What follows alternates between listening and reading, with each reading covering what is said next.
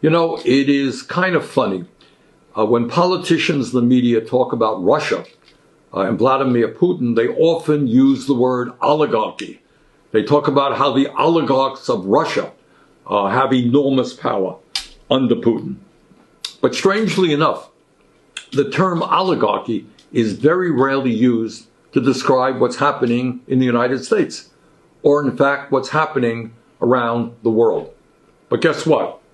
Oligarchy is a global phenomenon, and it is headquartered right here in the United States. The fact of the matter is, and we don't talk about it very much, but this is the reality, a small number of incredibly wealthy billionaires own and control much of the global economy, period. End of discussion. And increasingly, they own and control our government through a corrupt campaign finance system.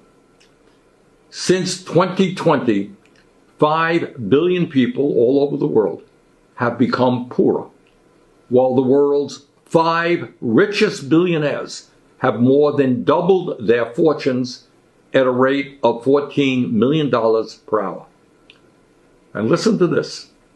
Elon Musk, the world's wealthiest man, has added $120 billion to his fortune just since election day. Got that? 120 billion since election day. While Jeff Bezos, number 2 guy, he only became $67 billion richer in the last month.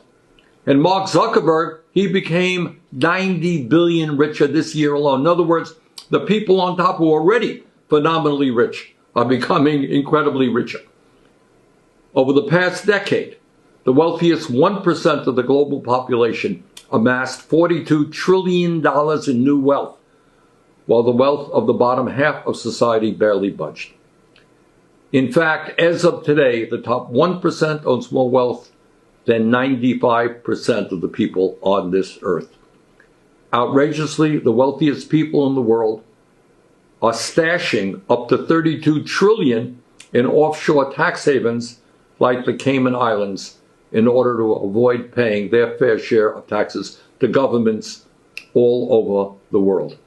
In other words, governments are underfunded, and these people stash trillions in tax havens. Meanwhile, the uber rich do spend money to protect their incredible wealth.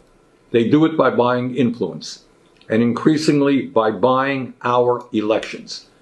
Billionaires in the United States are